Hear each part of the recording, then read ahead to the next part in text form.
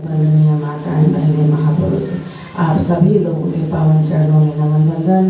बोलिए सतगुरुदेव भगवान की जय। सत श्री सर्वाधार।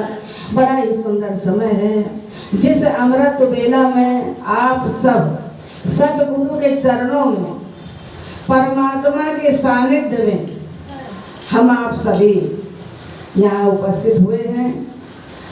और यह दिवस अति पावन दिवस है, पवित्र दिवस है, जो कि विगत एक वर्ष में हम सबको प्राप्त होता है, आप सबको प्राप्त होता है। जैसा कि आप सब जानते हैं, आप सब क्योंकि आज से नहीं, बहुत समय से आप सतगुरु का पूजन कर रहे हैं।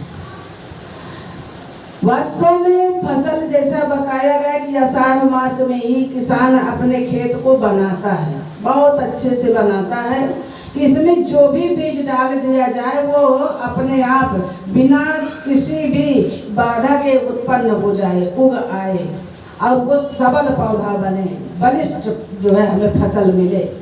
तो ये आज का जो दिन है साधकों के लिए, जो इस धर्म के पथ पर चलते हैं, जो परमात्मा की ओर चलते हैं, जो सूर्य की ओर चलते हैं, यानी कि जो प्रकाश की ओर चलते हैं, उन सब साधकों के लिए ये पावन पवित्र दिन है। अब वो आप सबने भरपूर इसका फायदा आप सबने आज उठाया है, लाभ उठाया है। आज हमको लगता है कि आप सबकी झोलियां वास्तव में हर्षोल्लास से भरी हुई हैं और परमात्मा के सद्गुरु के पूर्ण कृपा से भरी हुई हैं। आप सभी लोग कृपा के पात्र हो सद्गुरु के, परमात्मा के, क्योंकि संसार में सभी को ये दिन सुलभ नहीं होता, सबको ये नसीब नहीं है कि वो गुरु की पूजा कर ले। साकार रूप में आज सद्गुरु की पूजा होती है, जिससे साधकों को तृप्ति मिलती है, आनंद मिलता है और हर्षो उल्लास एक वर्ष के लिए प्रदान हो जाता है। आज व्यास पूर्णिमा है। व्यास जी, व्यास भगवान अंशावतार है भगवान के, और वो क्षण इतना आज के दिन जो जन्म हुआ था हमारे व्यास जी का, तो वो क्षण निकला जा रहा था। और पाराशर हमारे जो ऋषि थे, क्योंकि हमारे जो ऋषि होते हैं वो दूरदर्शी होते, वो बहुत उनको दिव्य अनुभव होते। तो जब उन्होंने हमारे सब जीवों के लिए, मनुष्य मात्र के लिए कृपा करने के लिए ये क्षण देखा, तो मत्स्यगंधा नाम की जो कन्या थी उनका सहयोग ले करके और हमारे को व्यास जैसे भगवान प्राप्त करवा दिए।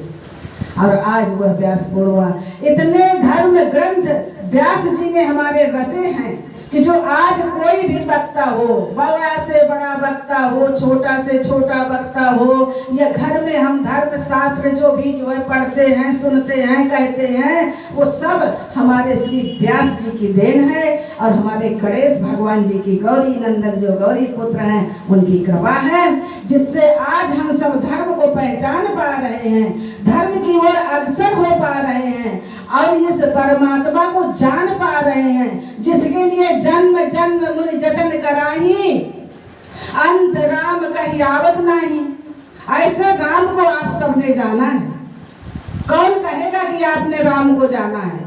क्योंकि जाने कितने कितने समय तक लोग सत्संग करते रहते हैं, कथा श्रवण करते रहते हैं, आज ये गुरु बनाया तो कल वो गुरु बनाते हैं, लेकिन तृप्ति नहीं मिलती, हृदय में तृप्ति नहीं मिलती।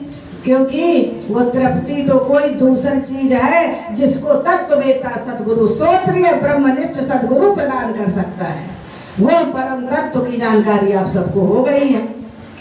तो ऐसे संत महापुरुष, ऐसे सतियों की ये भारत भूमि है, जिन्हें हमारी सतियों ने, जिन माताओं ने ऐसे ऐसे संत हमें प्रदान किए हैं, ऐसे ऐसे सूरवीर हमें प्रदान किए हैं, ऐसे ऐसे साधक हमें प्रदान किए हैं। तो ये महात्माओं की भूमि है, ये संतों की भूमि है, ये साधकों की भूमि है, ये हमारी जो माताएं हैं, जो धर्म परायण हैं। ये तो संसार में कितने हैं, उनको गुरु पूर्णिमा का अर्थ ही नहीं पता, व्यास पूर्णिमा का अर्थ ही नहीं पता, जैसा अभी सुना आप सबने कि केवल उनको क्या है कि अच्छा अच्छा भोजन बना लो, बिड़ाई बना लो, सीरा बना लो, खूब जो है तृप्ति करो।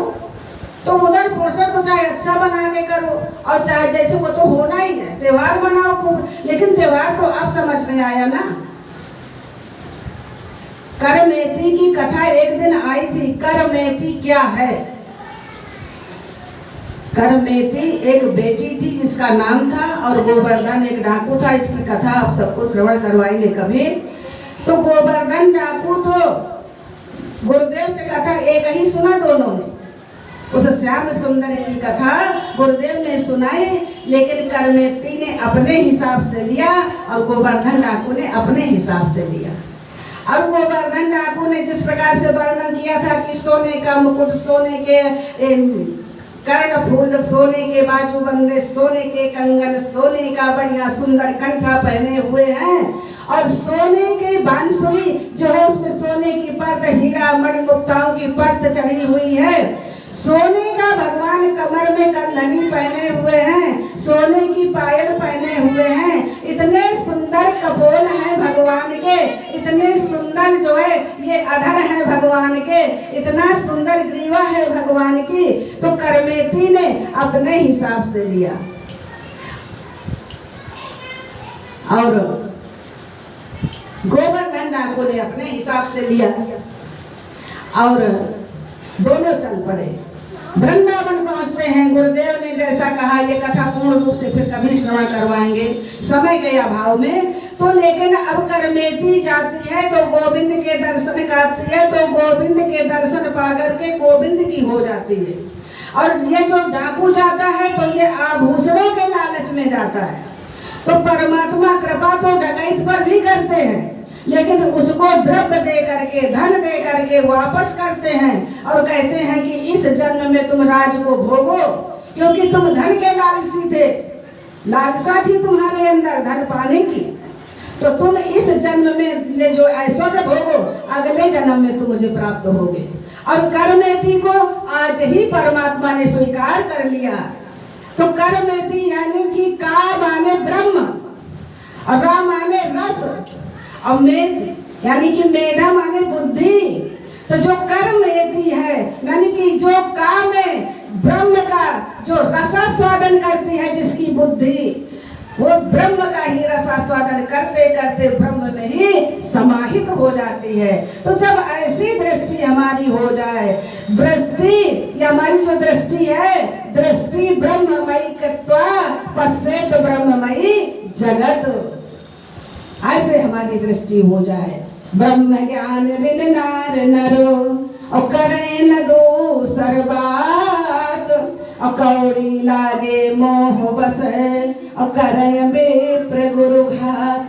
तो ब्रह्म ज्ञान तो ऐसा कि जो है कि बर्तन में न रहे, मानो कि दिखावा में न रहे, दर्शन में हमारी हमेशा बहन भी कहा करती है कि दर्शन तो ब्रह्ममयी कृत्वा, लेकिन बर्ताव व्यवहार जगत का इतना सुंदर हो, इतना श्रेष्ठ हो कि तो बहू तो हमारी बहू है, माँ तो हमारी माँ है, पत्नी तो पत्नी है, और बेटा तो बेटा है। पति बेटा नहीं हो सकता, और बेटा का भी पति या अन्य देवर जैसे ससुर नहीं हो सकता, क्योंकि जो बर्तन में जो जिसका है वो वही रहेगा। नाती है, बड़ा सुंदर है, प्यारा है, लेकिन कहीं भी जाएंगे तो उसको बेटा नहीं बताएंगे, उसको कहेंगे हमारा नाती है।